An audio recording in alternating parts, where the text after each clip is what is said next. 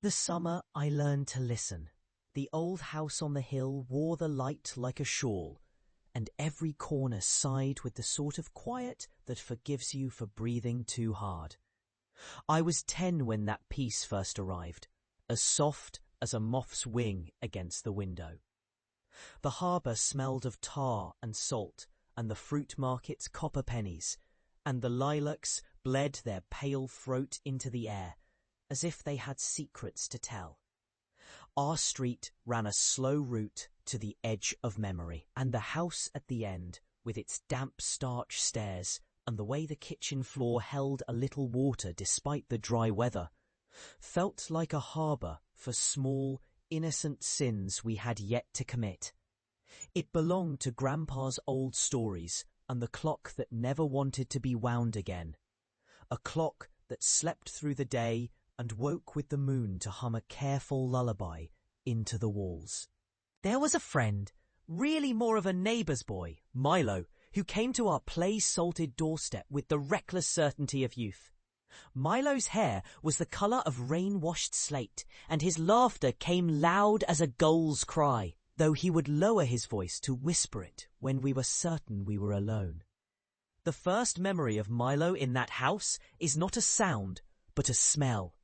Pine oil on old wood, a faint sweetness of milk, warm from the bottle, and the sting of the lemon rind we had grated for a cake we never baked.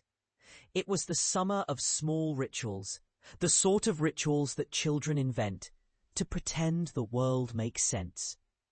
Our ritual grew from a dare, and a dare grew into something almost holy, in the way a grown man's prayer can feel when he tips his hat to a door he is told not to approach.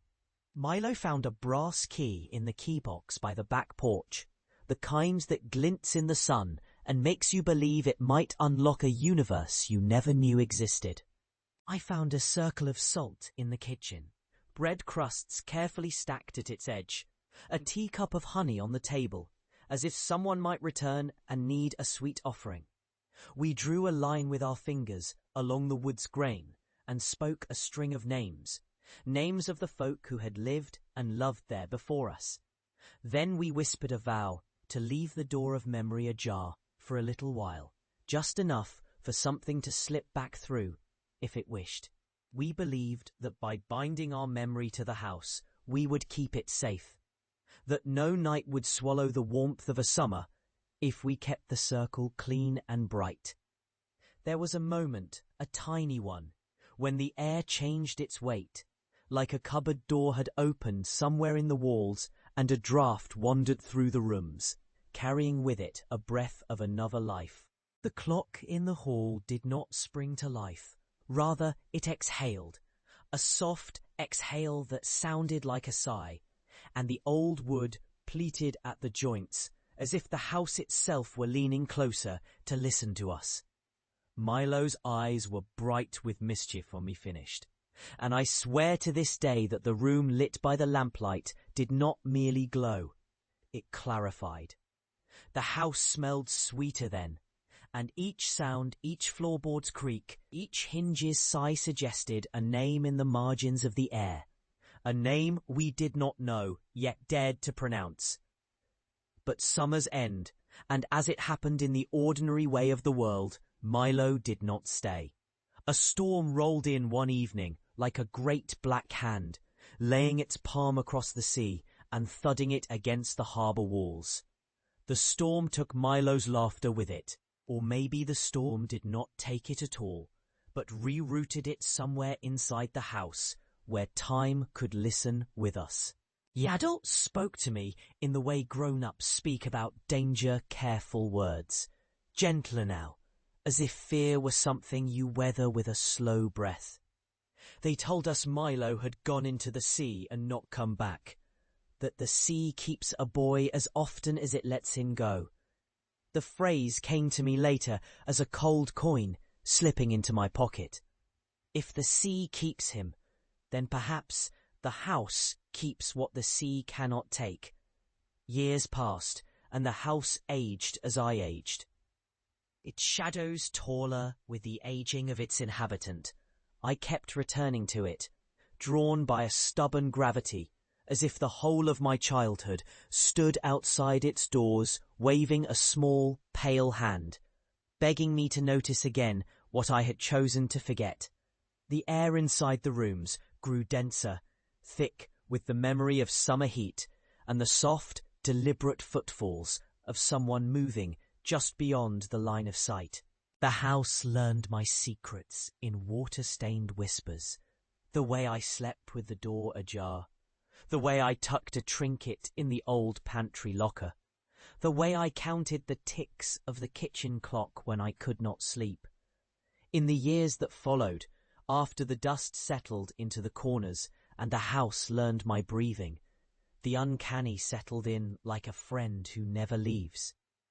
The lights in Milo's old room, the room we discovered behind a false shelf in the pantry, the room with the faded quilt and the portrait that hung crooked for reasons I could never understand, began to corrugate with the passage of time, until the portrait's eyes drifted toward me, not with malice, but with a patient, knowing gravity. The air in the hall hummed with a tone I could swear belonged to a lullaby I used to hum as a child, one I did not remember singing, but my mouth remembered it anyway. I did not come to think of the attic as a place to store old furniture and moth-eaten quilts. I came to see it as a room of breath, a chamber where the house kept the breath of the boy who never returned, the breath of the summer when all intervals were thin and the daylight stayed longer than it should. In that attic, among trunks and crates and the old painting-by-numbers set, I found a door hidden behind a row of dusty shelves. It was not a door that opened to another room. It was a door that opened to a memory, a thin, pale corridor of air that smelled of rain and apples. And there, in the faint light, the air wavered as if it were a curtain, and someone stood behind it, waiting to step through. Behind the door lay what looked like a room preserved in the exact moment Milo had been there that last time. The salt circle, the honeyed cup, the brass key glinting on a nail in the wall. Yet this room had grown older with me, its floorboards darker, its corners heavier with the dust of years.